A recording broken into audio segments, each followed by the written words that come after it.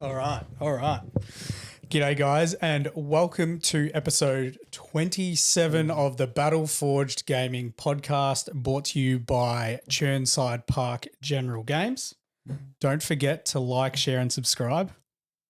That was the one thing I was going to say if you didn't. All right. I remembered for once. Today we've got Marvin. G'day, guys. Unfortunately, Mark's feeling unwell from some surgery, so we've got a more than capable guest host filling in. And we've got Parmo Lord from chat. Yes. So, one of the OGs. Yep. From the very beginning. Followed the BFG journey from the very beginning. How you doing, Parmo? I'm good. Ready to chat about Warhammer and video games and all that good stuff. I've got the Wikipedia of all the video games from 40k up, and I forget how many there is. I did some research. Oh, did you? Yeah. I literally got here. I just quickly scrolled through my Steam library. I'm like, which ones have I played recently? Yeah.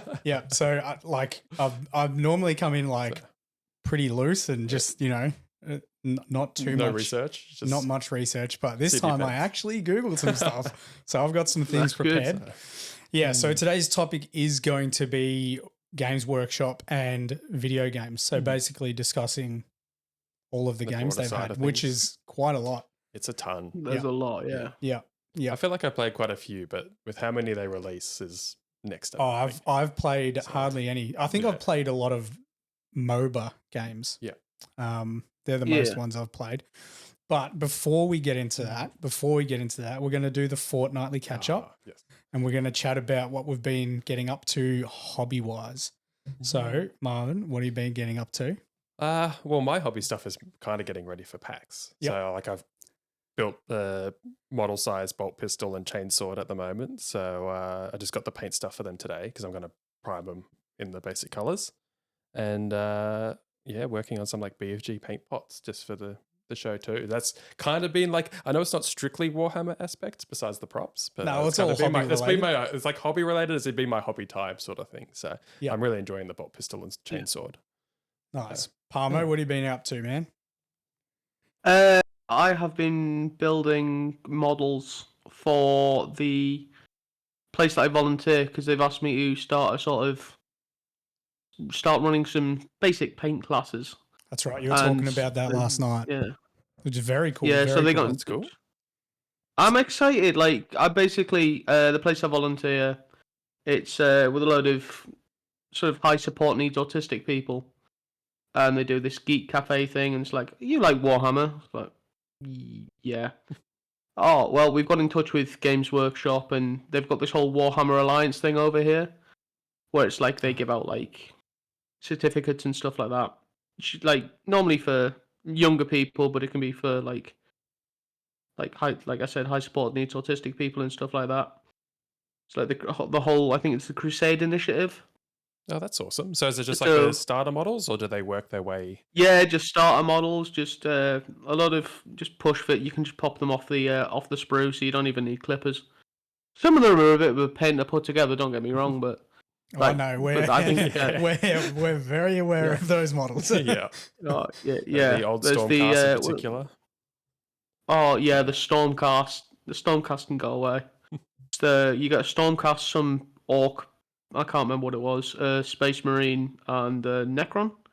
Oh, so I spent most of the past couple of weeks just putting them together when I've got the chance.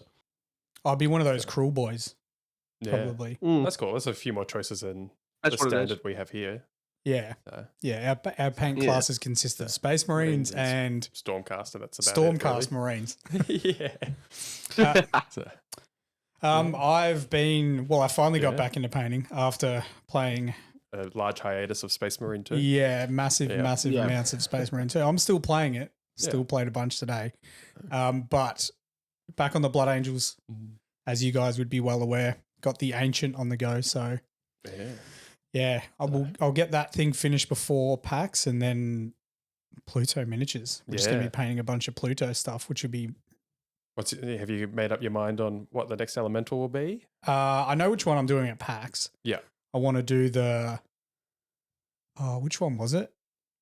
So Can't remember. It's Darkness, Void. Fire, Water. Void. Yeah. Yeah, the one that's based on the WoW Yeah. Yes. Yeah. Warlock. Yeah. Yeah, yeah, that's going to be that one. But yeah, in terms of the one I paint on stream, I don't know. I should just do the air one. I don't know what. you just I'm scared of it a terrified of little it. bit? Yeah, Yeah, terrified. I I should feel just do it. I should just do it. Mm. With the catch up done, Parmo, we're going to learn how you got into hobby, because it's one of my favorite parts of the podcast is when guests tell us how they found the hobby and their journey, I guess. See, I was thinking, I was trying to remember how I got into the hobby last night. It was like, oh, it was through the video games. And I specifically remember I was sat with my school friends one night on Skype, which shows you how long ago this was. So it might have been 2011. And my mate sent me a completely legal version of Dawn of War Dark Crusade. I said, hey, we'll play this for a bit. You might enjoy it. And with Dark Crusade, you could only play the Tau and the Necrons. And I didn't realise my mate had a massive Necron army at the time. Hadn't told us he was into Warhammer at all. And it's like, what is this? What are these? And it's like, oh, this is Warhammer. And then took us down to the Games Workshop. So it sounds like he's Just trying to show us trick you about. into it. Yeah, he stealth dropped me into Warhammer. But then, like, I started playing the game in my own time. I started reading the books, actually. And I read, what was it? It was Battle of the Fang. And fell in love with the Space Wolves and all their lore. Started reading up on their lore. And then, I think it was 2015, I moved to where I live now. And there was a local Games Workshop. I was like, I have money now, I'm working, I'm got to get into this. And then did a paint class and just fell in love with the hobby from there, really. What type of game was Dark Crusade? I'm not familiar with it at all. RTS. Yeah. It was RTS. Yeah. And only two races that didn't consist of Space Marines? Whole bunch of Dawn of War. There was a load of... Yeah, Yeah. Dark Crusade was a Dawn of War expansion. Online, you could only play Tau and Necrons. But then you could play all the races like by yourself. Yeah. And your mate sucked you in very much like what Marvin does with all his friends. Favorite way to do it. Yeah, pretty much. It's a good way to do it. Like, I know a load of people that are playing Space Marine 2 that have no interest in Warhammer whatsoever. They just want to smash things with a big sword. And honestly, it's understandable. Even though the game only had 2 factions in it, it was probably a good introductory. You know, instead of looking at like 20 options, you only had 2. Yeah. So it was a nice. Exactly.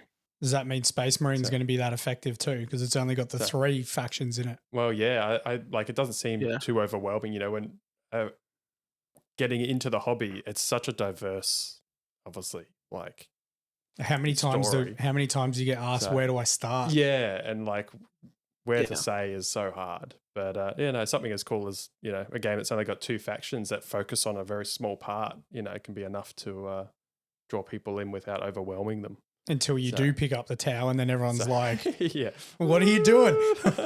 What are you doing, nerd? I also feel like the Tau is almost like a rite of passage. Everyone almost always kind of starts a little bit with the Tau. I've talked to a lot, like you mentioned that, you know, you started with it, or they're interested in it and then they hear about it and they go, oh no, I'll do something else. Yeah, I mean, it's very, the Tau's a big draw card because it stems from so many other sources like Transformers, Gundam, anything robot related, Voltron. If people were into that stuff when they were kids and they see Tau, you're like, oh yeah, okay. Yeah, it's like the rest of my childhood. That's super cool. Yeah. Yeah. So it's a very, the Tau's an easy segue. Yeah. Yeah. Yeah. And I guess that brought you to where you are now, which you're painting up some custodes, which I'll bring up on the screen so people can check them out. Yeah. It's weird with me because like, I as much as I got into it via the video games, every faction I've chosen since, like, I did a little bit of Flesh Tearers, I did a lot of World Eaters, now I'm on Custodes. Every faction I choose it for the lore. So like Space Wolves, obviously I read Battle of the Fang, and fell in love with the idea that they're all like Vikings and they're like the heroes and stuff like that. And Bjorn the Fell-Handed, especially in that book where he goes toe to toe with Magnus for about 5 pages. This is what I want. That's Bjorn when he's in his dreadnought armor. Yeah. It's like, I think it's set in like the 32nd millennia or something like that. Yeah. So what Off the top of my head, lore wise, potentially a book you've read, what drew you to the Custodes and what I call a shield host, aren't they? Yeah, Shadowkeeper's shield host. Yeah. Why were you drawn to the Shadowkeeper's shield host specifically? I've always wanted to do Custodes because I really like the models. I love the jet bikes. Yeah. And then I was looking up the lore of the different shield hosts. And it's like, oh, these dudes literally have to sit in rooms with demons for several hours at a time to shield their mind from them and stuff like that. And like the whole we have to keep everything in the vaults of, I think it's the vaults of Rython or something like that. Basically, we look after the worst we stop the worst demons from escaping from under the Palace of Terror. And also we look cool in red and black and gold. So it's also very pretty much why I chose Shadowkeepers. Exactly, rule of cool. Their lore is cool, their colours are cool, their models are cool. They're cool. So with the lore, also, whatchamacallit, Henry Cavill plays Custodes, and Henry Cavill is hot. So that's also a very people good play reason. Custodes. So with the lore, you're still reading the books now, and that's what's determining the next faction that you work on. Yep, pretty much how it works. Do you work on the factions up to an army, or like what's your sort of moment that you decide to switch onto the next faction? You just do it for the painting and the joy of the hobby, or are you interested in the gaming as well? I haven't played any a 10th, and I need to, but I haven't painted an army in forever, so I'm determined to stick with the Custodes for at least 1,500 points.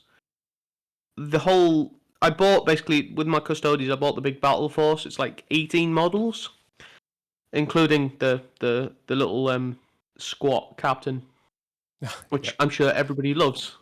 Of course. I had someone say that it's actually not that bad with the proportions when it's built, but I haven't seen it in person. I'd have to see it in person to have a. I haven't even cut it off the sprue, and I can tell you that it's just not true.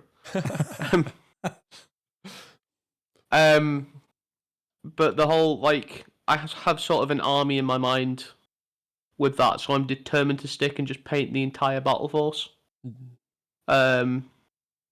So that's going to be the full battle force. I'm going to pick up Trajan Valoris, and I'm going to pick up a knight, and that's going to be 2,000 points, roughly. And that's my idea for an army, and I'm determined to get it all built before I buy anything else. Look, coming from apart from a guy that paints a lot, there is that balance, and it's hard to find between gaming and painting, especially when you're doing other stuff, right? If you are playing Space Marine 2, if you've got a job, if you've got a family, doing all those things all at once is quite hard. So, I don't know if I've got any advice for people out there, but sometimes you just got to be like, well, maybe I'm just going to paint for. I think it's finding what's important for you. Yeah. So that balance is it's nice to want to do it all, but you're like, well, I just, for the longest time, it sounds like you've been painting what you enjoy in regards to the lore. Whereas now you're like, you know what, I want to play 10th, and that's now your focus. Yep. So I think it's probably pretty much the biggest point of advice I'd say is finding what you really enjoy at that moment and focusing on that, and not worrying about, sure, you might enjoy playing the game, but you enjoy the painting more. So focus on that. And then when you've got the time in, maybe a year's time, you change jobs and you get more time, then change tracks and, get into the game. Yeah. Sometimes a lot of my time. You sit out a whole edition. So, I sat out all of 9th and just painted. And it's because I didn't like the rule set. Yeah. So that made it very easy. I know a lot of people did enjoy 9th, but I was like, I'm not really vibing this. So that was just a no-brainer for me. And obviously painting's like my thing. So I'm getting a lot more into the painting than because I used to I liked the gaming a lot. Like I played a lot of, what was it, 7th when I got into it, and I played a lot of my Space Wolves, and that was fun. I used to just terrorize people with Bjorn because he was an absolute menace in 7th. And I played a bit of 8th with some World Eaters. I didn't play any of 9th. 9th came at a weird time anyway, because it was around all the pandemic and stuff. So it's like, it was difficult to get a game anyway, unless you lived with people that played Warhammer. And then sort of 10th. 10th, I really like the rule set. I like the look of the rule set, and I just need to get my army done so I can play for a bit. Before 11th comes out. Even if they are apparently a weaker faction, doesn't bother me. I just want to play with things that look cool. Yeah, and I think, I don't know, like depending who you play with friends and stuff like that, it doesn't really matter if they're a strong or a weak faction, because, you know, as long as you're enjoying the game, when you're playing with friends, I don't think you really get that sort of competitive side, depending. Yeah. So at least with I'm not a big competitive player. It depends if you live with someone who's from Team Vic. Yeah. So I know me and my friends, we just want to see the big bad boys go at each other. So like, even if we have another squad nearby that could run support and win that fight, like thematically, we want to see which one fisticuffs wins. Oh yeah. You know, so we'll usually leave like that duel going in the middle of the field and then worry about our strategic aspects elsewhere. So I think that's what's fun about Warhammer.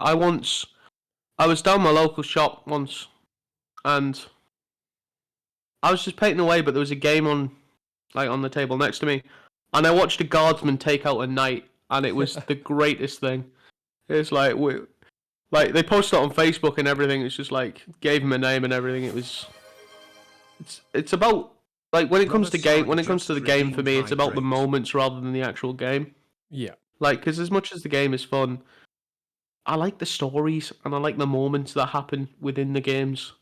Like making an entire squad of Ultramarines run away from beyond the fell-handed. Yeah, I'm much the same. I like the stuff story. like that. I think in terms of that is the gamer I am. I do want to try and not necessarily get to the level Lockie's at in terms of competitiveness, but know how to play that way. Yeah. When I need to play that way. So if I do start going to tournaments and, you know, I'm playing someone who's got that type of knowledge and it's like, oh, okay, this is how I need to play. Yeah. But when it's someone who's like, hey, I'm just here to, you know, actually genuinely have fun and just roll some dice. Yeah. Then I can play that way. Yeah, it's definitely only a way you can... Sorry, you go. I was going to say, you got to sort of know the context of how you're playing. Like if you're say Lockie and you're in Team Vic, then you know you might have to be a bit of a sweat. But if you're just down your local game store just messing about, then it doesn't really matter.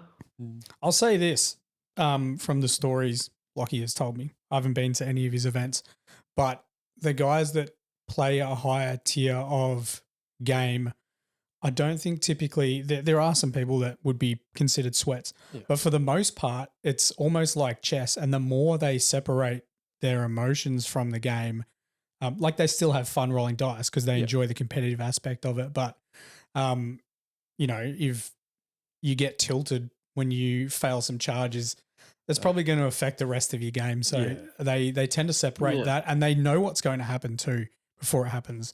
Like Lockie's always telling me, he's like, I walk through things with people I'm playing. I'm like, this is going to happen, this is going to happen, and this is going to happen. Mind you, this is because he rolls mathematically. Yeah. It's not like me. Not like you. I cannot say that. There's no say, guarantees. This is what should happen. But yeah, so a lot of those guys that are on a higher level of gaming already know what's going to happen just based on what's on the field and what needs to be achieved in terms of objectives. They're able to think that 3 moves ahead. Pretty much, yeah. It's that 3D chess, like it really, really is. And the tables are getting more and more like that. You know, it's now that ITC terrain, and it's there for a specific reason to make the game play a specific way, which makes sense. If you want to play a thematic game, then you might have an even more densely packed terrain. Well, that was a pretty good intro into how I Parmo forgot got into that the we're hobby. still talking intro-wise. Yeah. Well, it was the Parmo origin. So, yeah. And there's plenty more custos to come, no doubt, which is fantastic. Yeah. Get that. Yeah, I'm in the middle of building another one. Get that fantastic sense of achievement for having an army. Just that 1,500 points, 2,000 points. There's nothing quite like it, to be honest. Like, I think with the custodians especially as well, that I've taken ownership of actually trying to make my own like custom bases as well. Like with the what am I using? Milliput. Yeah. Oh, yeah. And like I've got an airbrush and trying some different techniques and stuff. So it's like I actually want to make like a proper. It's don't get me wrong, it's not like Golden Demon level, but I'm actually trying some new stuff. Yeah. I'm really happy with how they're turning out more than any model I've done before as well. So have you found that it's self-motivating? The more you paint, the more motivated you are to continue? Yes, definitely.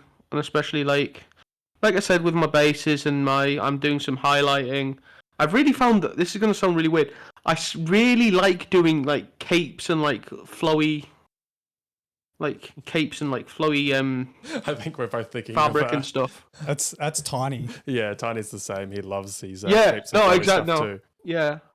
I've literally talked to Tiny about this over Discord, and like it's really fun, like highlighting that specifically. Because I've never done edge highlighting until I started doing custodies. Because I've been watching you a lot.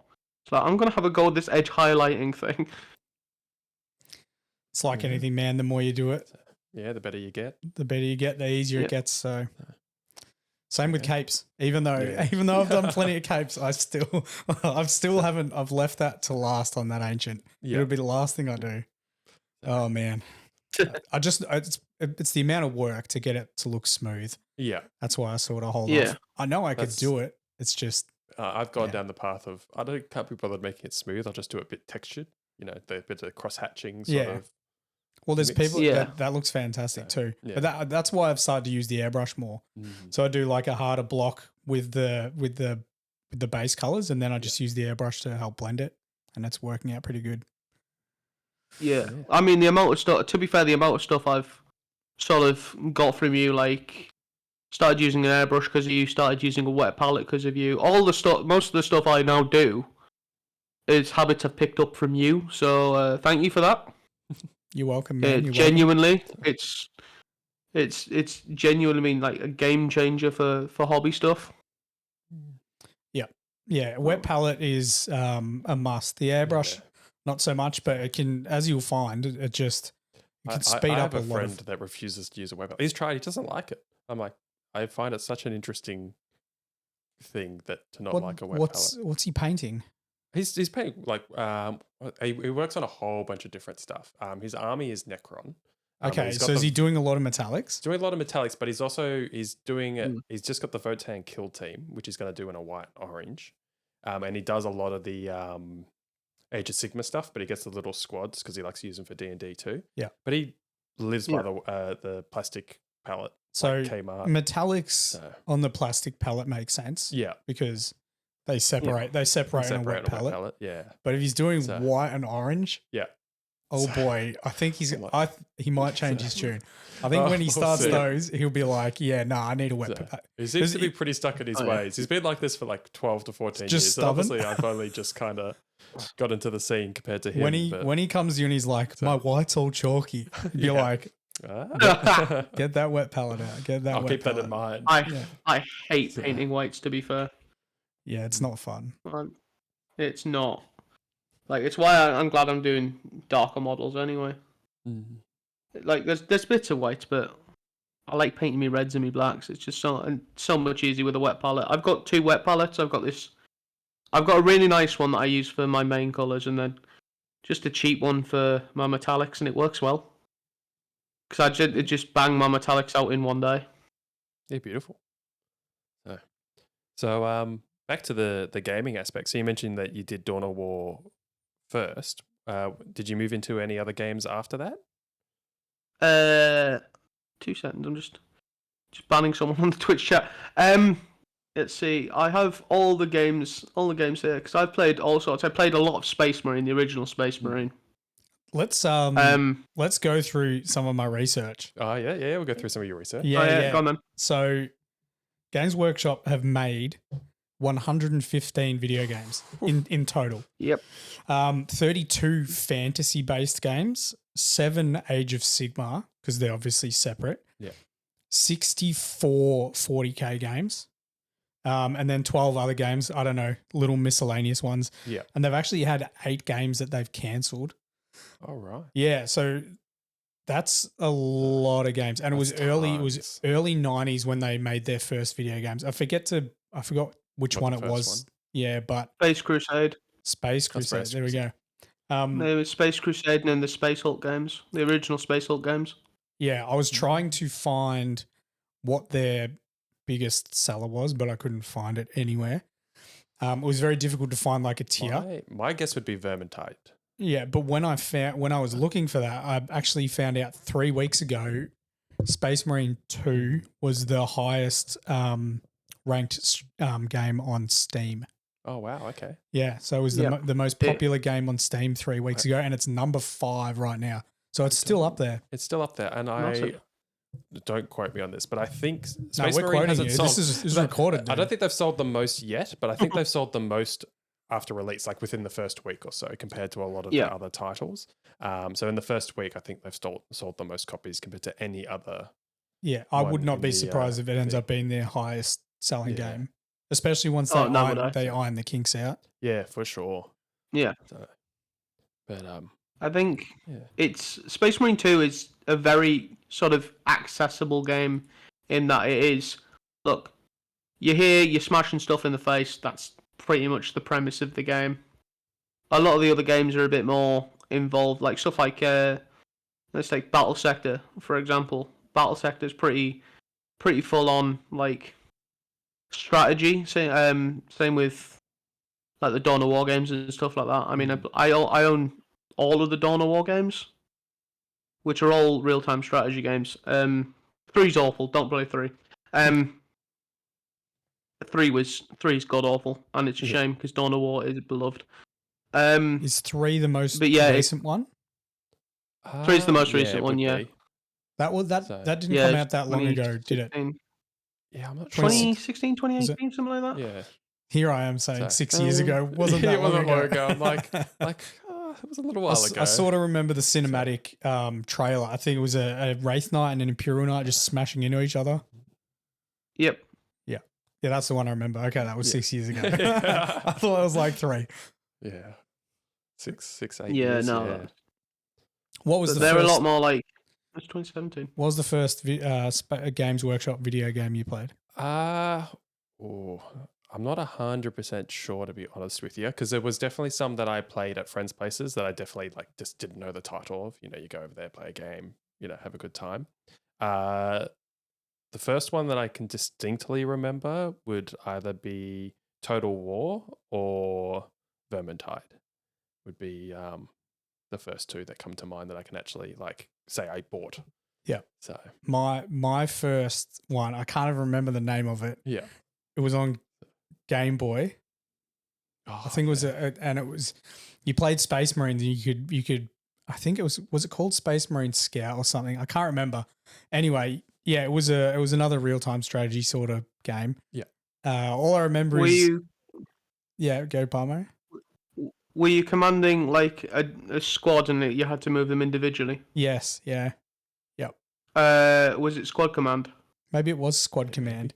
All I remember is the scout was ridiculously strong with the sniper rifle. Oh, yeah. Yeah. Yeah. Yeah, I think that was squad command, on the DS. Yeah, that would have been it. That was the first Games Workshop video game I played. Was on a DS, which is strange. Yeah. It's probably not most people's first Warhammer related they've game. Got 100 and something of them released, they come across some interesting ones. But then, so Space Marine, the OG Space Marine was that sort of catalyst for me getting into the hobby. I put a lot of hours into that one. What's your favorite? Have you got a favorite? That's not Space Marine 2. A favorite that is not other than Space Marine 2. Yeah. I'll let Parmo go first on this one. I'm just gonna handball over to him so I can think. See, I played a lot of Vermintide actually. I got Vermintide for free. I was working in just in my spare time. I was writing game reviews, and I managed to get a hold of a review copy of Vermintide. So I put a lot of time into that. Did you do a review Really on enjoyed that. Vermintide?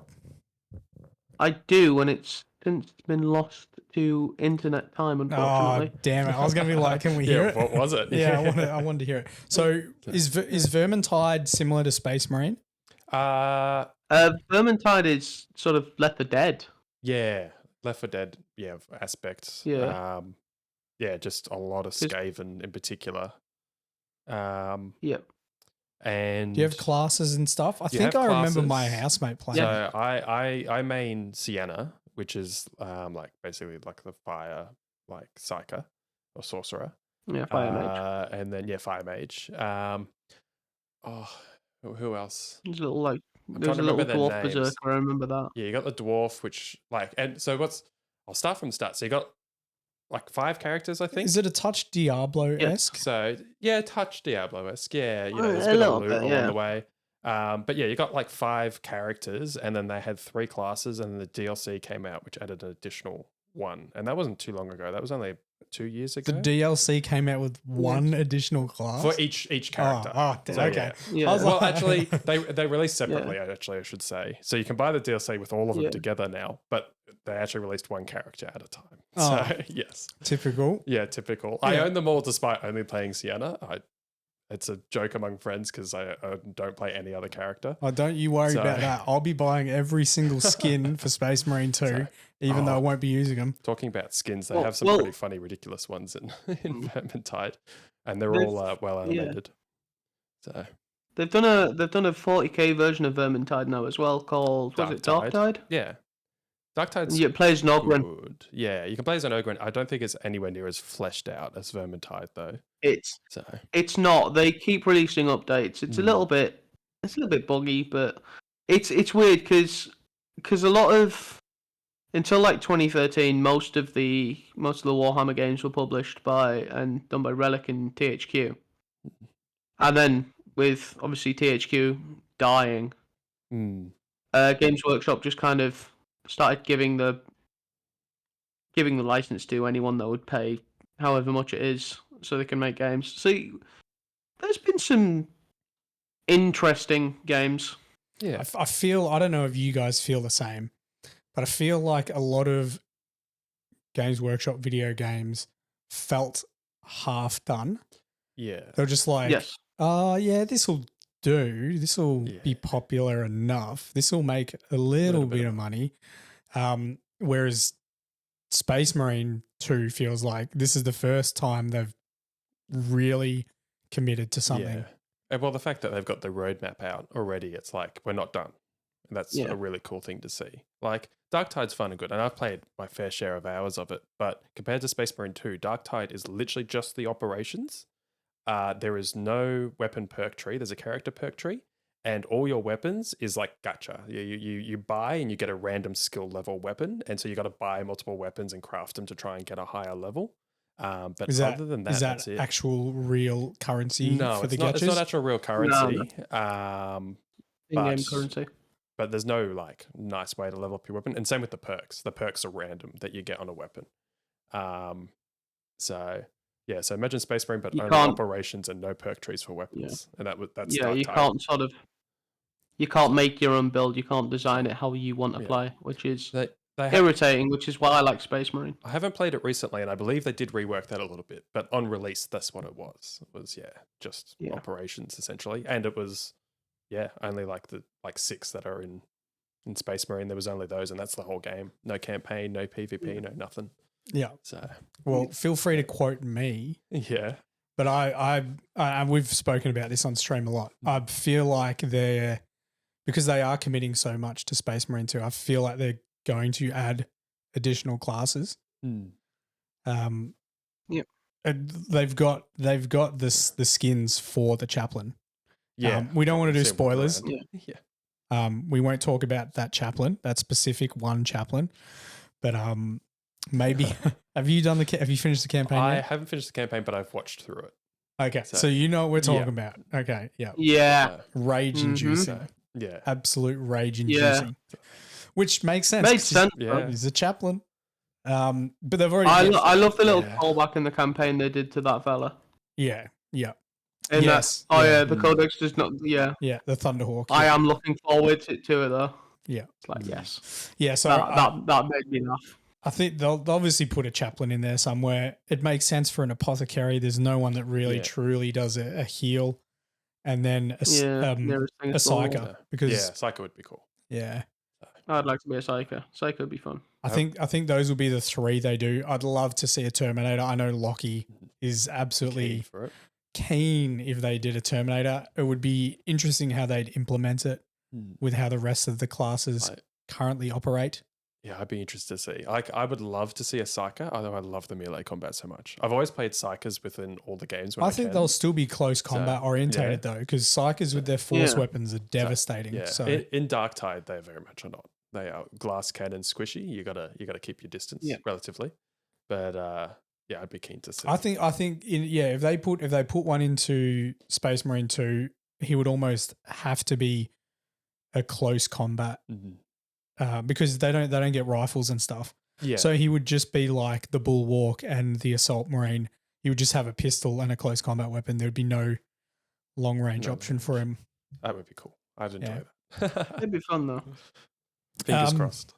So have you thought of what your favorite Games Workshop video game is? It's hard. I'm a huge fan of RTSs, but funnily enough, it's only something that I've kind of more recently got into. Like I literally played Soulstorm for the first time yesterday. And what is Soulstorm? It's part of the Dawn of War series as well. So Soulstorm has a lot more faction options in it, but it plays the same as I forgot the other one that Parmo mentioned earlier. Dark Crusade. Dark Crusade. It plays the same, but it's it's from that same family. I think there's 5 of them in total. And there is the original. You had the original, then Winter Assault, which had a Imperial Guard, then Dark Crusade, which was Tau and Necrons, and then Soulstorm was Sisters of Battle and Dark Elder. Yeah, and it's got all the ones from before as well. Yeah. So that's a very simple RTS. I wouldn't put it as my favorite, but I'm also playing through the most recent Total War as well with a friend, which is like if you've played Civ, like a turn-based sort of strategy. It's world-sized. Big armies. It's a very slow game to play. Like we've been playing for weeks now, through one campaign, and you basically like have all your armies and stuff like that, and you make one move, and then 110 other factions make a move, and that might take 15 minutes. Right. If you're quick. Okay. So games go for like, I don't know, 60 hours, and that's just one little mission campaign sort of style thing. That's pretty cool. Total War is a big game. So I'll be up there with like Total War and Vermintide 2. That's where I'll settle. Okay. A tip, if you're playing Soulstorm, if you look up the Ultimate Apocalypse mod. Yeah, that is a lot of fun.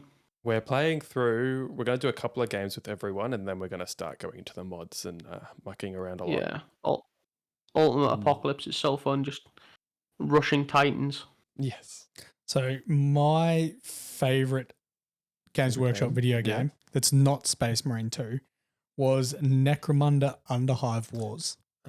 Yes, I knew you were going to... I was going to mention this if you didn't. Yeah, that game, despite... Because it seems to be like any game nowadays, Underhive War had some glitches at the start when it was released.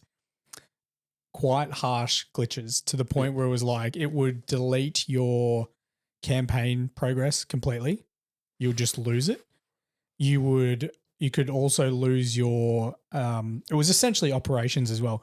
You would lose your gangs in operations as well, completely, just gone, just wiped. And it was so frustrating because initially I played played a little bit of it on my housemate's PS4. And I enjoyed it more than he did, to the point where I finished the campaign on his PS4. And when you finish the campaign, you unlock extra aesthetics. It's the only way to get these aesthetics. And it's basically masks for your characters, which in Underhive looks really cool on like Goliath and the Escher gangs and stuff like that. So I finished the campaign on his PS4, and then he started playing through the operations, and he lost all the data, and I was like, "You're kidding me!" And then I did and then I did it on mine, and I lost all my data. So I ended up doing the campaign 3 times, and they eventually ironed out the kinks from losing your gangs and stuff, which was brutal. It was brutal, but yeah, being able to create an Underhive gang of up to 15 gang members, naming all of them, customizing how they look, their armor, their perks, and it was sort of like Space Marine 2. You had classes, so there was like your gunners, which were good with rifles or handguns, like 2 handguns. You could have your heavy that would have like a plasma cannon or a heavy stubber or a heavy bolter. It was fantastic. The amount of hours I sunk into that was a lot. You must have loved it after your data's cleared, because I'd be heartbroken. I'd be like, I'm done. Yeah, same. Like if I lost all my data, I'm like shelved. Yeah, and oh man, like losing like the campaign, losing the aesthetics was annoying, but losing a gang that you've been doing like the higher difficulties on the missions, that was heartbreaking. So with your gangs in the high difficulty missions, what happened if someone died? I haven't played it, so they were dead. They were dead. So okay, so it was like and you lose their gear. Rogue style. Yeah, okay, a bit like a bit XCOM-y in that regard. Yeah, they could suffer injuries and stuff like that, and you could go to the med bay and get like cybernetics. Yeah, so that would overwrite their like negative stats and stuff like that. But you could just outright lose people. Yeah, that's cool. And their gear as well. So you'd go to the shop and you'd spend all your creds on buying cool gear for this like one sort of close combat dude, and then he'd get ended and he'd lose his stuff, and you'd be like, oh shit. Oof. You could pick their stuff up though if they got knocked out. Yeah. Luckily enough, I got to the point where I still enjoyed playing it. My gangs were so good, I would just wipe the other gangs. Yeah. Yeah. You could set guys up for Overwatch with heavy guns. Right. Okay. Yeah, and so drawing people in. Yeah, people would just like, because it was turn based, like so they had action points. Yeah. So you'd take one. Well, they also had initiative, so your whole gang could go before someone else. Oh, wow, and if you had heavier weapons, then it would slow them down.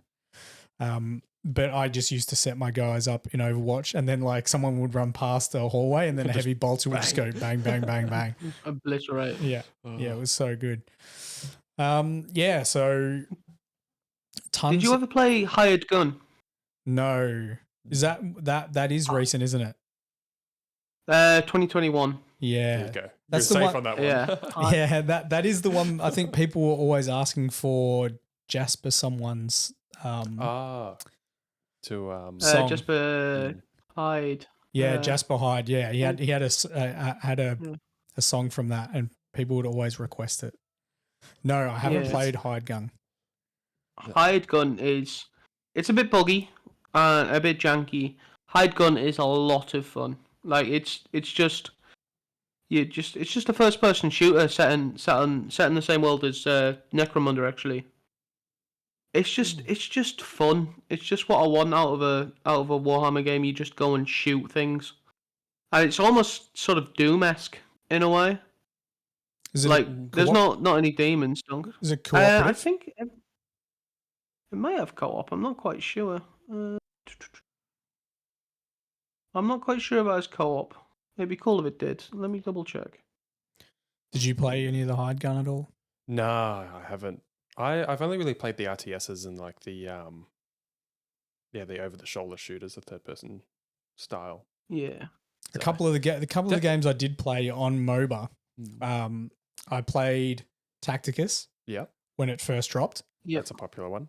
And that's actually a very, very good game on a mobile phone. Well pushed out. Yeah. Yeah. So I played a lot of that when it first came out. So I was sort of up there without spending any money and being able to I guess, still keep up with the game. You know, Yeah. a lot of those games are wanting you to sink Spend money money. into it to actually feel like you're playing it. I played, I think it was combat cards. Yep. So I got in combat cards real early. I don't know if I've told this story on stream here or on the podcast, but they held like a tournament, and it was only in it was only released in like 3 countries, and I finished equal first in the first wow, okay. tournament. Yeah. I don't think you've mentioned that before. That's cool. Nice. Yeah. You might have mentioned it on TikTok. Potentially, yeah. So that was one of the, again, I got onto it super early, so I was able to keep up with the game Yeah, without putting any money into it.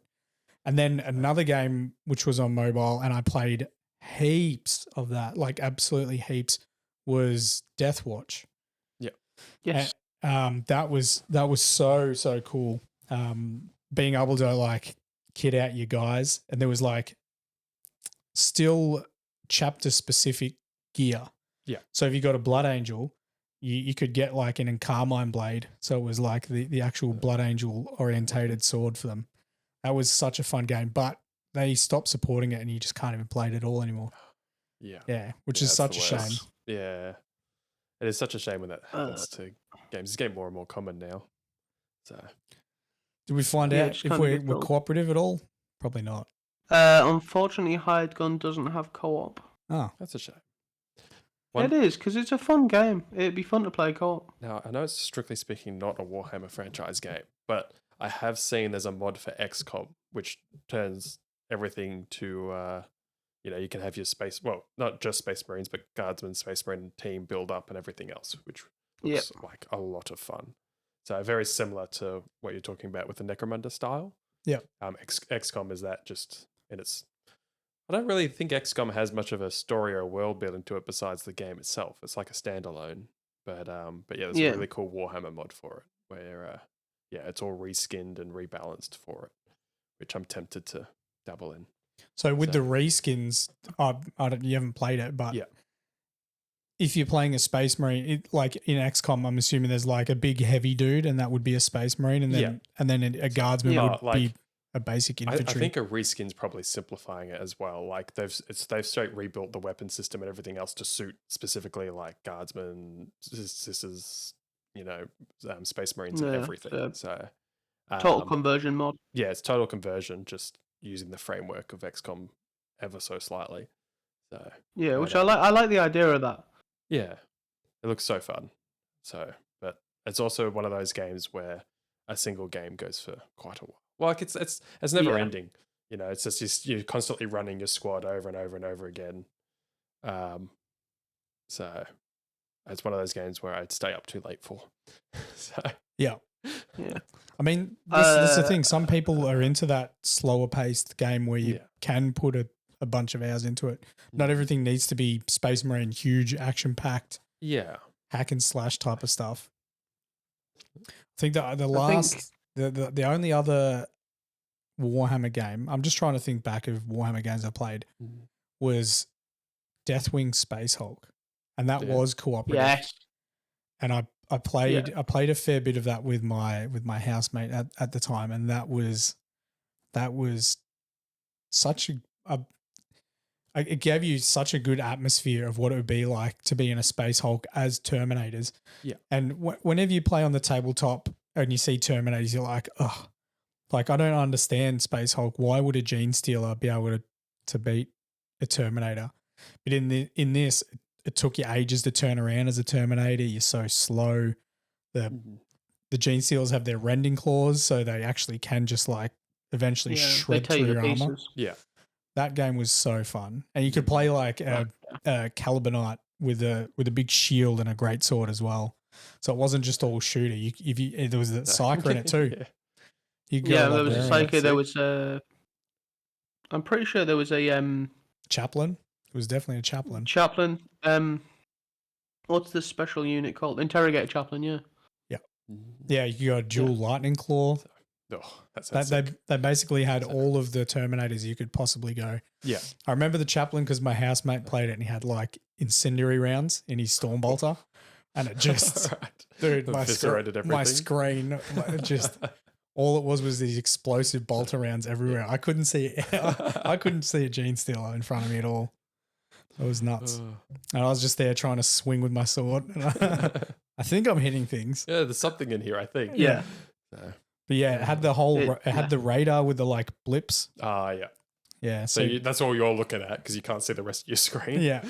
Yeah. And then certain parts of your armor would get destroyed. So like, like it had health on specific parts. I don't know if the weapons shut down in that arm if it got completely destroyed or not. But yeah, just I can't remember. The atmosphere of that game was fantastic. Yeah. And you would just see like on your radar just this flood of red coming towards you, and you'd be like, "Oh, well, I guess I die now." Yeah, like Carnifexes in that game will just like Carnifexes in Space Marine 2. Like they're difficult, but like if you know what you're doing, you can just tear them apart. In Deathwing, they will just rip you to shreds for a laugh. It's very different to Space Marine, but it's fun. It's a lot of fun. And then I tried to play the actual Space Hulk. Yeah, because I bought a pack and it came with Deathwing and it came with the Space Hulk. I couldn't for the life of me work out how to play it. Yeah, really? Yeah, I was like moving my camera around. I'm like, I don't know how to select my guy. I don't know how to move him. I know the idea behind Space Hulk because I purchased it, the tabletop, the like box set when it came out. The actual. And it was very cool. And I was like, yeah, surely I can just no, I couldn't work it out. But that shouldn't be a surprise to anyone. So, we'll just take your word for it. It was completely different.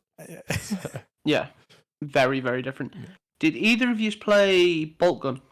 No, I haven't. I did see. So Bolt Gun, was there a release before what they just announced? Because I know they announced 4 games. Bolt Gun's been out for a little bit. Yeah. So they have like a re-release of it? Year. Last year, was it? Yeah, Bolt Gun came out last year. So I know there was a lot of popularity for it. I haven't played it though. Yeah. It's a straight up boomer shooter. It's straight up just original Doom, and it's just so much fun. Like it's just your 2D first person shooter. You get a load of weapons. You get like Volkite weapons and everything, and you just go and slaughter demons. And genuinely, like I think I picked it up for like about 30 Aussie dollars, I guess. That's not bad. Working out quickly in my head. Compared it's to... just it's a decent length campaign as well. Like it's just single player. You just go shoot demons. I'd recommend it. Is there a story behind the campaign? Yes, it's set a couple of years after the original Space Marine on the same planet actually. Oh, on Gryer. It's on Gryer, is it? Yeah, on Gryer. Yeah. On Gryer, and Gryer's basically just been overtaken by demons after the end of the original Space Marine. That's interesting. You fight like a load of like Nurgle demons, and you fight some. That story makes no sense after demons. watching. I watched all the cutscenes back. Oh, did you? Of Space Marine because I wanted to familiarize myself with what happened in. So I finished the campaign in Space Marine 2, and I was like, I remember a fair bit of stuff, but I was like, I just want to watch all the cutscenes, make sure I'm remembering correctly, and I didn't remember some stuff correctly. Yeah. Titus crushing the crystal, I believe, should have stopped the Chaos invasion. So that bolt gun game is lore inaccurate. No, I don't know. I don't remember enough of Space Marine 1. I do know, though, it's about 200 years before Space Marine 2, though, isn't it? So in Space Marine 1, Titus had served the Ultramarines for 200 years. Yeah. That's why he's got 2 service studs in his head. And he's got 4 now in the Now he's got 4. He served Yeah. 200 years in the Death Watch. Yeah. Yeah, man's a badass. Yeah, it certainly is. And he's just been knocking about with a black shield. I'm excited to see what they're going to do with the story because he is. Well, I don't know if it's Star Wars sort of terms. He's sort of warp sensitive. Yeah. Yeah. So he's resistant to the warp, which for me, I don't know if that means he's a psyker or he's got latent psychic abilities to be able to resist the warp. Yeah. But like he's basically incorruptible. The man's, Despite what others might say. despite what other people might say, and Yes. that guy can just Yep. I don't want to say too much, but I couldn't say nothing. So, Yeah. yeah. Well, I mean, he was in the My first hate- one, right? Accusing him of being a heretic. Yeah. Yeah, he So- accuses him like 3 or 4 times. Leandros can I swear on the podcast? Yeah. Just don't call him the C word. Yeah. He is. though. Leandros can fuck off. Yeah. Yeah. Straight up. Yeah. I agree with So- that, Parmo. Little nerd. Yeah. So- You have Yeah, like- Titus's words to him. He said, "You have Yeah. failed." Yeah. So yeah, Yeah. I mean, we can wax lyrical all day about Space Marine 2. Like, it's an incredible game. I have my gripes with it. I'm not keen Wow. that you have to spend the same credits on every single thing. Because it's like, I prefer separate credits for changing how your Space Marine looks to upgrading all the weapons and stuff. yeah. I understand all the perks and why they're stuff. getting you to pay for all the colors and stuff. Yeah. They want you to grind. And I've grinded a lot. Yeah, Okay, yeah. so I think I've got So- 100 and Yeah, you'd be over 120 easily. no, it's like 180 Yeah. hours, Yeah. something like yeah. that. Yeah, last I looked it was 120 and that was a week. Yeah, I think it's so. I think it's around Yeah. 180 hours. I've unlocked a lot of paint colors. I've almost unlocked every gun to relic, like Yeah. majority of guns to relic. Almost got every perk on every class. I feel like they could have just made all the paint colors free. Yeah. I agree. Yeah. Make people unlock the chapter icons. Yeah, I think the That's chapter fair enough. icons and like the armor sets themselves, but the colors, yeah, I think The should just be. the colors should have just been free. And like, I think it would have also been a cool advertising aspect. So, like, one of the first things with Soulstorm that we played on Friday is I've got a friend that wants to start doing the sisters, and he's like, "Oh, I want to try a different paint scheme." And he could do it in the editor in Soulstorm, and he can mix it up and everything else, and go see if he likes it or not before he even paints it. Which I think, for Space Marine would have been a pretty cool aspect. But now you got to play hours and hours of it before you can muck around and see if you like Yeah. what you see. Especially with all the DLC colors that you have to pay for them with in-game credits, even if you purchase the DLC, season pass yeah. or what have you. That kind of irks me a little bit. But I think Yeah. because the core gameplay loop and the game in general is so much fun, like they sort of managed to get away with that a little bit from me. Yeah, Because it's a tough one. what's your favorite classes in Space Marine 2? I mean, I like the up close and personal and aggressive. So Vanguard's definitely got a very close place to my heart, but the Bulwark's not far off. So So for me, it's quite difficult because I've played every class now. I've got 4 of the 6 classes to level 25. My Vanguard is level 22. Yep. My Assault Marine's level 22. My Vanguard's like 18. right.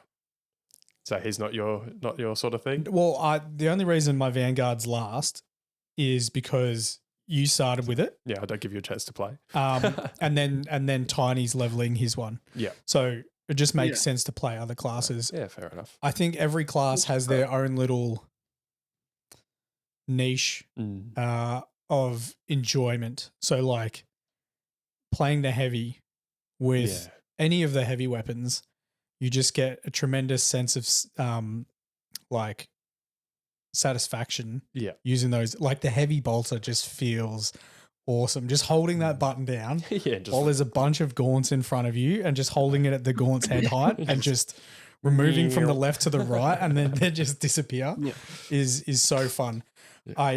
The Assault Marine early on we were playing and I was like, man, you even said it too. I was like, I can't vibe the Assault Marine. I played him a bunch today and after getting some perks and some higher weapons, I started to feel it a bit more. It's just tough for me to pick. I have to say maybe the Tactical Marine is probably up there for me because I do like that support-based character. Yeah. And they're well-rounded too. He can still do close combat with his chainsword very well. He can still output a fair amount of damage with his ranged weapon, and the Auspex scan that he does is and the marked for death too. Like yeah. Mark for Death's fantastic. There's Terminator, like we're playing Ruthless, and we're like, shit, the Scarab Occult Terminator turned up, and I'm like, whoop, gone. it's all right, I've got him. Now, most classes do have their own version of that. The Bulwark can parry. I think he parries a Terminus and just destroys them. Yeah. So every class has got it. Not every class can do it from range though. Yeah, not as effectively. Yeah. So it's really hard for me. I'd say the tax there because that's what I started with. Yeah. And he's just very, very good for the team. Everything's meant to be based around team. Like Bulwark can do a full 100% health res. The sniper can res quicker. I think the Vanguard's the only one that doesn't really play the team game. His team game is I kill stuff. Yeah, I kill stuff and kill stuff quick. Real fast. So, So he's very good. He's the Vanguard is very good for stopping the reinforcements. Yeah. Fantastic. He's probably one of the quickest for stopping reinforcements. Quick and with that that melter too. So But how about yourself, Parmo? I am a big Bulwark fan. Yeah. I run around, but I like that. I like the power sword. Yeah. Like, I like that you can just switch between like Power slicing stance. up like one enemy really quickly to, I'm just gonna melt 20 gaunts with one slash. Yeah. I really like that. Plus, I really like the shield. I'm just running around with the shield, just stand behind me and shoot things while I take a load of range damage and laugh it off. Plus, the shield is fun. The one thing I do have with the banner is that it doesn't change with your faction. With your chapter. So I'm playing as a Black Templar with my Bulwark, and it's an Ultramarine banner. That kind of gripes me, but that's just me being nitpicky. I think that'll be something they work on eventually. For sure. It seems like they are listening to feedback, so I wouldn't be surprised if it has a little customizer option where you can pick your banner later on, which would be cool. Yeah, which would be good. Because I know it's if I'm remembering rightly, it's based on the same engine as the World War Z game, because it's made by the same developer. And that's why there's so many, they can just get so many like gaunts and stuff on screen. And can we just talk about how gorgeous it looks as well? Yeah, it's beautiful. It's such a pretty game.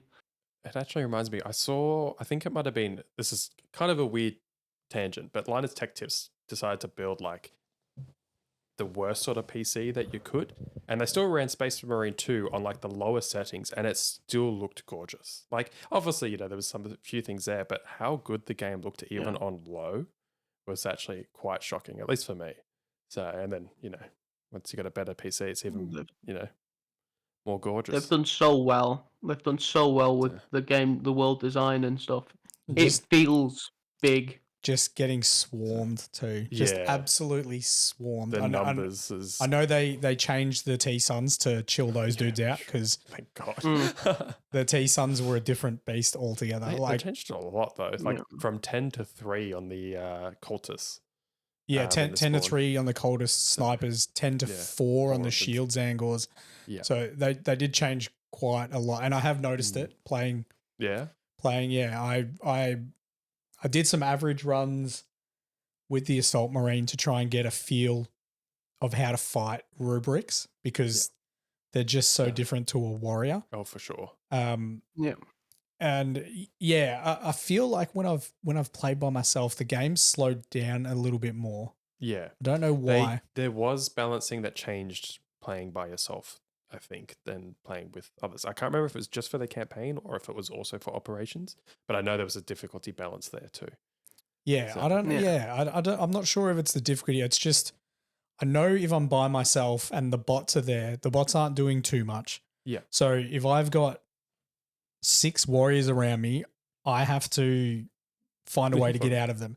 And basically, I've been sitting there and I just stand still and I just wait for them. Yeah. You just wait for those attacks and get those parries off. Mhm. Even with the small gaunts, that's one thing I wasn't doing a lot was parrying the small guys, That's a big thing. and it's huge. Oh yeah, It's and the absolutely huge. parries too. I found, and it's what I do all the time when I'm in there. Is you might have a weapon that takes like 2 or 3 hits, but if you parry a gaunt, it'll insta kill them a lot of the time. Yeah. So there was a thing. There was a thing in the campaign. It said when you parry Minoris enemies, it does insta kill them. Yeah, Which I noticed, but it was just something I rarely did. Yeah. But when I was playing by myself, I was like, yeah, I've got 10 gaunts here. I've got a power fist that's really slow. yeah, I might be able to take 3 of them, but waiting for him to attack.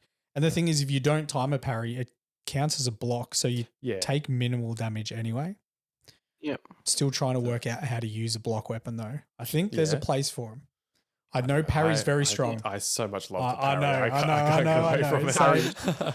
I just Especially if you get like a perfect parry, it's satisfying. It sure is. Like you just smash a gaunt's head on the floor, and it's like, yeah. the block weapons though. Hear me out. Okay, I'm Hear me listening. out. Oh, we're listening. We're listening. Block weapons have typically the highest cleave. Yes. So if you've got a Thunderhammer, which has the biggest area of effect with a swing, and you've got the highest cleave means you go through more enemies. Yeah. Potentially, you're just swinging in circles, taking out gaunts with a Thunderhammer. Yeah. That's fair. You just don't have that awesome, perfect Parry parry. Yeah. Yep. You just have to get used to dodging. I feel like block has a place. I definitely would have a place in regards to play style. It's just not Your personal play play style. Yeah, Yeah. especially if Yeah. you're doing the shock parries with a Yeah, with a oh, ball. yeah, I love it.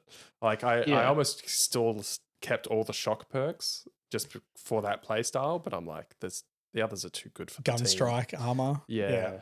It's too good not So- to have. Yeah. I still got the It's- parry one. it's- I can't let that one go. Yeah. So Yeah, which I think is fair.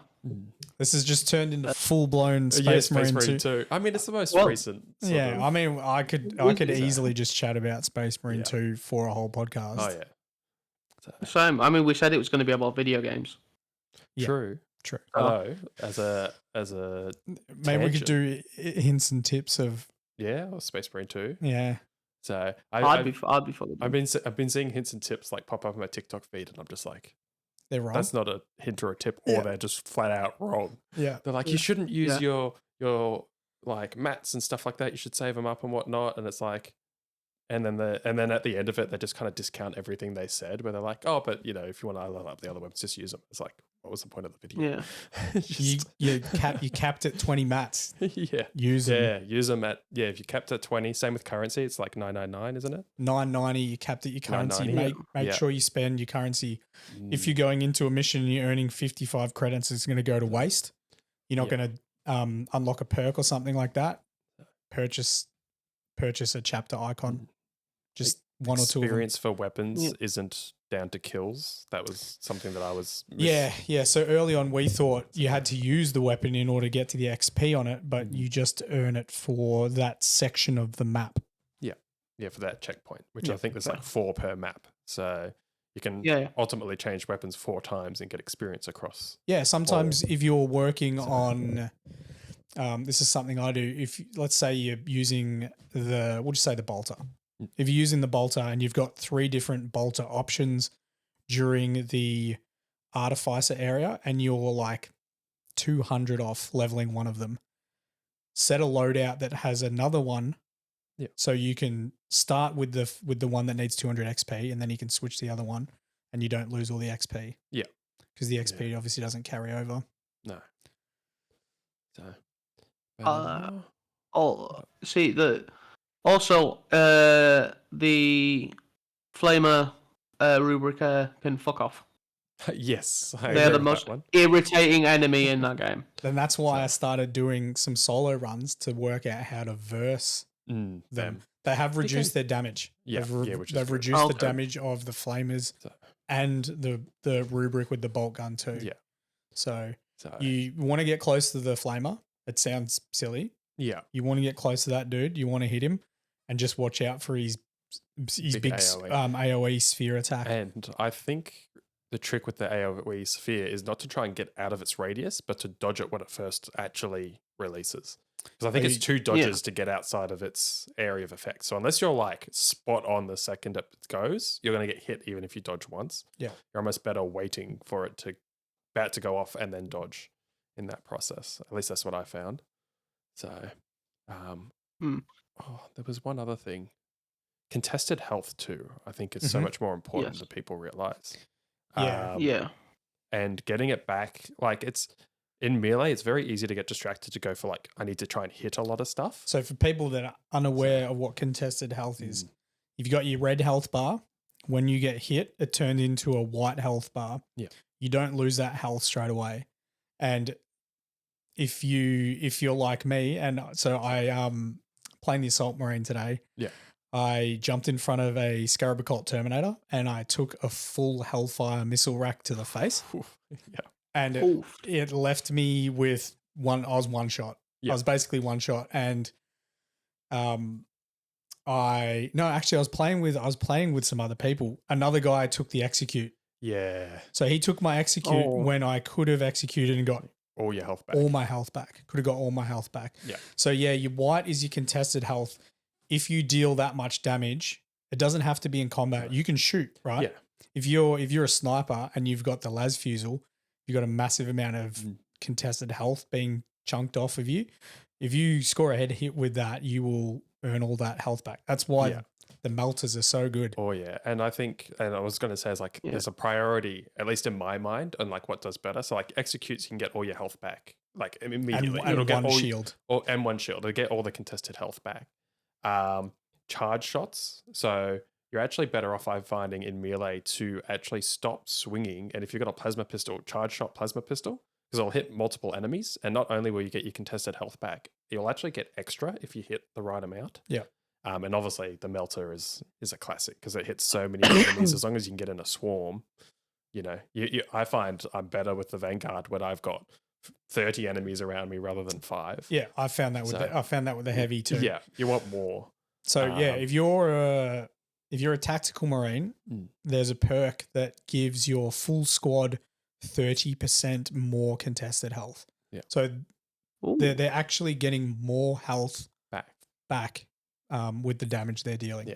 Yeah, you can actually hit, like, so even if you've lost half your health bar permanently and you've got a quarter contested, you can actually almost fully heal yourself in a right situation if you create it. And with the contested health healing, it's one thing to keep in mind. If you find a gene seed, you want to sort of palm that off to the characters that can heal themselves the best. Yeah. So that would be like the heavy or the Vanguard, just because gene seed gives you tons of XP. You guys know how much I love it when I'm playing. Even if we don't need the XP. Yeah, I don't care. I want that gene seed. It's got to go back to the chapter. Yeah. Make sure it's in the hands of the character that should have it. So I did it with the sniper a bunch because you can just run away. Stealth. Yeah. You can just go stealth and run away and just continue to do that. So he's a good one to have the gene seed, but also the heavy and the Vanguard because they can get a ton of health back. Sure can. So looking at contested health stuff, the Bulwark has a good perk. Yeah. He has contested health fades 50% slower. Yeah. I love that one. Yeah. Love it so much. Yeah. I do. A contested health is very like the rally system from Bloodborne, and it feels like they've taken a couple of things from the Elder Scrolls games. That's the wrong one. The sort of Soulsborne games. Souls games. Yeah, like you've both finished the campaign. That last boss is so Dark Souls. It's insane. Yeah, it's had a bit of the Four Kings feel to it. Yeah. Yeah, exactly.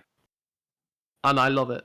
And it may be one of my favorite boss fights in any video game. I think spoilers, maybe depending on, well, do you know what? Spoilers. In 2 weeks, we're going to PAX. Spoiler finger up. Yeah. Spoilers. So 2 weeks, we're going to PAX. Yeah. There's going to be no podcast. Well, the podcast is going to be from PAX. Yeah. So there'll be 3 podcasts from PAX. In actual fact, they'll be called Paintcasts. Yeah. And we will be talking about Space Marine 2 and the story. So I'm giving you 2 more weeks, and then I'm starting to talk about Yeah. stuff. Spoilers are coming out. Yeah.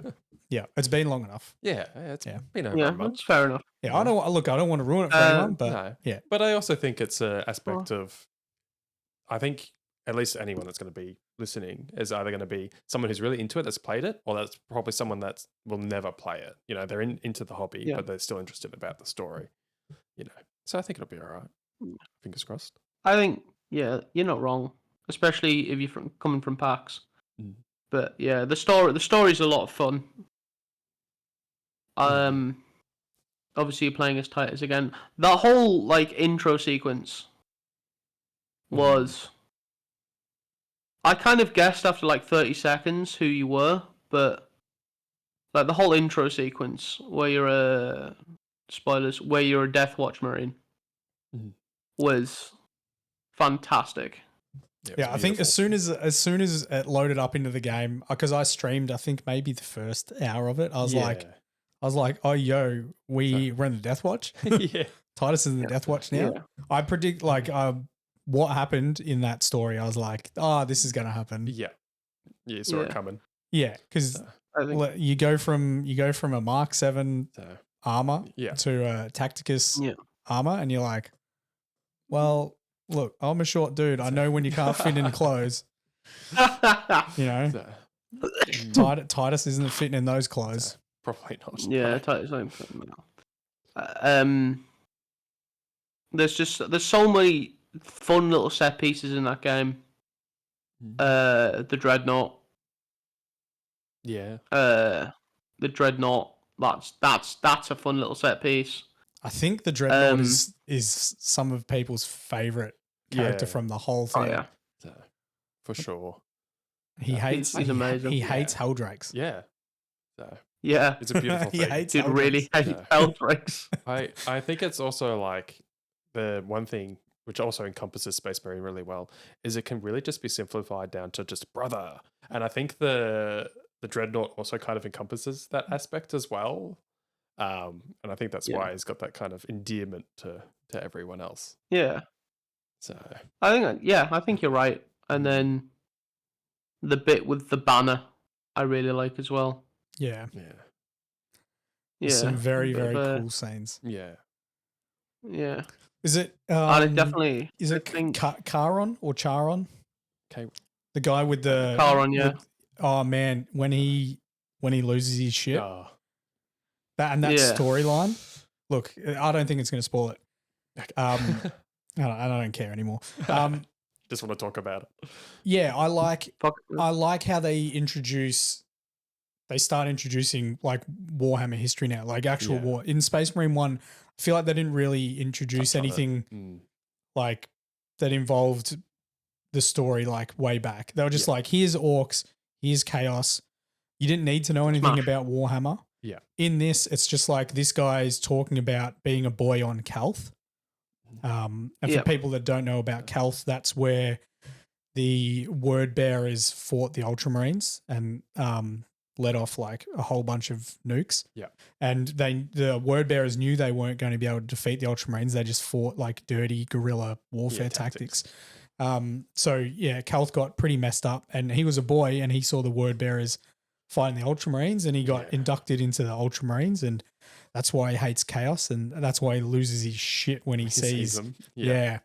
And it's super cool seeing that, just having the little hints from the past. The past, very good.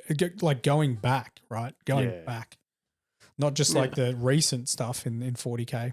Yeah. You know, it's a beautiful thing to see, that tie back. And they talk about burning Prospero and stuff like that. Yeah. So I really like that they brought so much more lore into it, and there's some really funny bits as well. Like when each of the characters is turning the keys and Charon has that metal arm, so he just doesn't feel anything. He just looks at the other one, just shrugs. That was funny.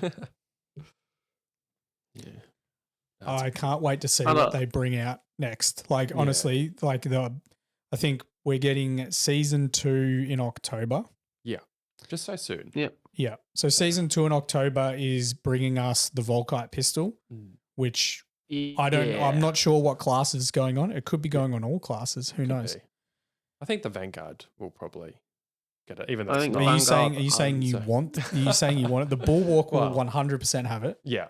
Yeah, I was going to say the Bulwark. Bulwark will 100% have it because what I really want, which I don't think will ever happen, is the Power Sword with the Vanguard, which I know it won't. I just love the. I think Power Sword will end up on the Assault Marine. Yeah, that would make sense. Yeah. Power Sword will end up on the Assault Marine and maybe the Tactical. Yeah. So yeah, we're getting the Volkite. We're getting Dark Angels inspired aesthetics, like armor pieces.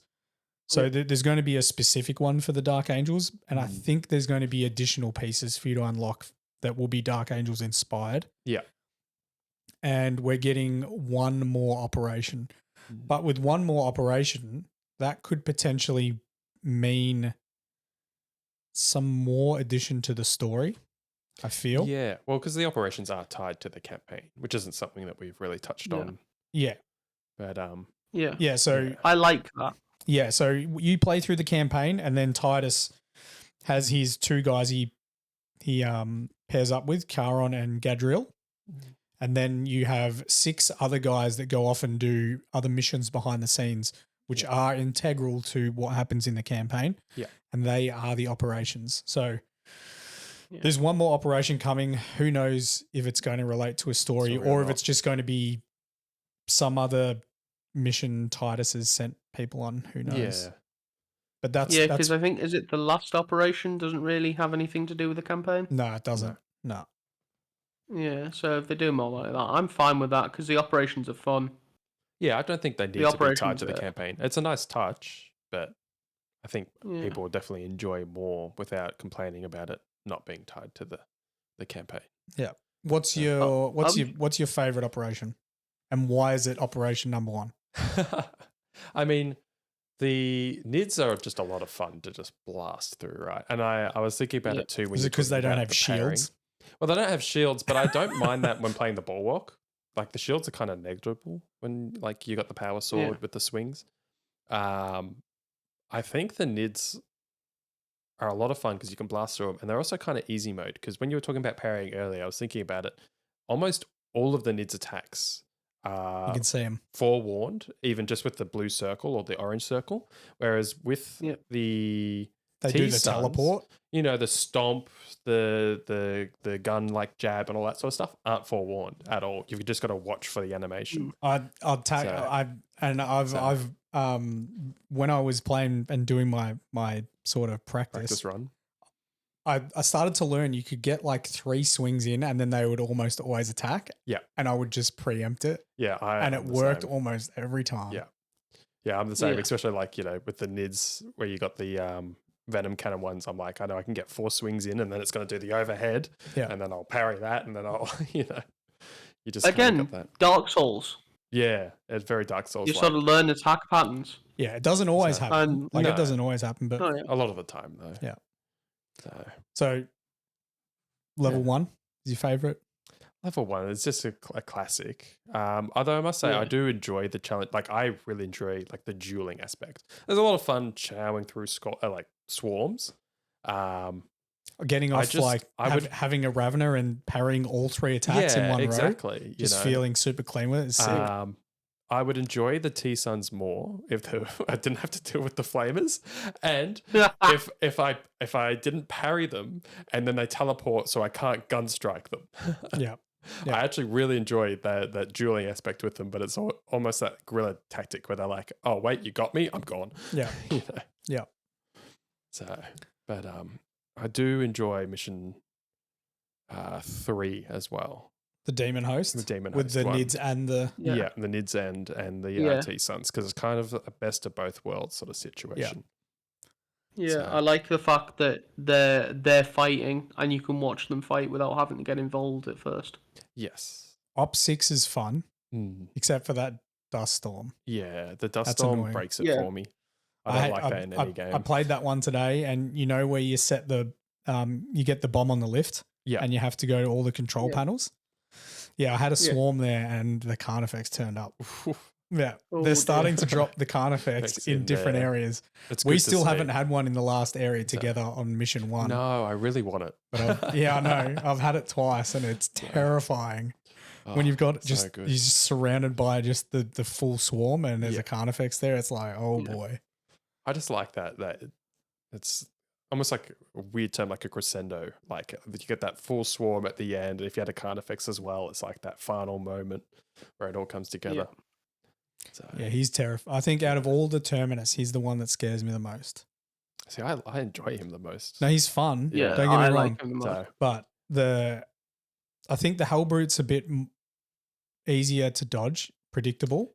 yeah. The Neuro, he's easy. Yeah, see, Neuro's the difference easy. for me is that I'm almost never a rage character. So Nero's like, Yeah. it's a pain in the butt. Euros can sort off. Yeah, Yeah. as a bulwark main. Yeah, no, Yeah. I completely agree with you, Malvo. They've set a timer on them now. though. Yeah, it's good. Yeah. So it It is used to be, I think, a damage thing. Yeah. But now it's a timer. So they will come to the ground. Yeah. And if you do a fully charged attack into them now, Yeah.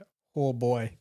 Especially Yeah, that I power love it. fist, they increased it. Yeah, it really needed it. Oh, Because yeah. the charge attacks, when at least versing like the Neos and stuff like that, I didn't notice a damage difference between a charged and a standard. Yeah. At least not big enough Fully to be charged worth it. power fist attack does a bunch of damage now. Oh, that's good to see. Yeah. Yeah. The animations for the executions and stuff, I want so more. satisfying. I want more too, but Oh yeah, 100%. it's the reason why I love the power sword so much because it's so efficient. Yeah. It's The- quick. it's a quick quick. execution. And that's why I want it with the Vanguard because I love the Vanguard and he's like hard and fast, but the executions slow down the pace. Mm. You know, you're in this big swarm and then like all of a sudden everything apparently just kind of stops hurting you and you're like, you stomp the nid. It's a lot of fun, but you spend a lot of time doing it. Yeah. Whereas with the power sword, Yeah. it's just like slash and it's like bisected an enemy in a bright Yeah. flash of light and it's straight back into it. Yeah, It doesn't it's not. stop. It's not the knife to the gut and then. Yeah, like you And know, you're not remove the cutting and nid. skinning the nid at the same Yeah. time. You know, that's why I love it so much. So, Oh, you want to get on camera? got a. Yeah. Can't tell. It's hard to see from here It's a if it's cat. working on the green screen or not, cat. or if it's just No, a I can black see it. cat. I can see it. Yeah. I It's think on a that cat, note, so- guys. Yeah. I was going to Alright. ask one more question. Yeah. What is your favorite execution or parry, and why is it Spartan kicking the The Zangor. what they call the dude with the shield, the Zangors? Zangors. Yeah. Yeah, Zangor Spartan kick's pretty Yeah. good. That's pretty good, right? I like the So power funny. fist backbreaker. Yeah, that is a good Oh one. yeah.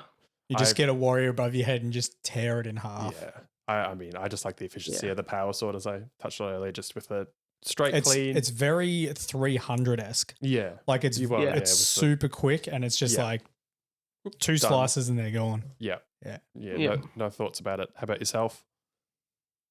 Yeah, it's the Zangor Spartan Spartan kick. kick as well. So Yeah, Yeah. I love it. It's efficient, it's funny, yeah, and it's satisfying. That and the when you behead the warriors with the power sword. So Yeah. hobby, what hobby have you got coming up? So more custodies, or you're gonna More custodies. s- More custodies. stay and on bang track? them out. Stay on track? Yep. I've got a paint class coming up next week, I think. So I'm going to start doing them. That's going to be fun.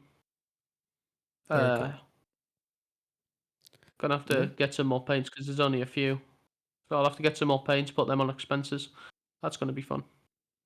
fair enough. And Marvin, what do you got on the paint table? I mean, I'm still working on that pistol and that chain sword. I've only bought the primers for it today, so Yeah. I'll be spraying those down tomorrow. And the pistol should be easy enough because I think I can just block it all out with the sprays. But the chain sword, I'm going to have to do a lot of masking and such. How about yourself? I'll finish the ancient and then I'll work out how much time is in between finishing that model and packs, and I might do another Pluto model. Okay. We'll see. Yeah, just Going to break out the wind one finally?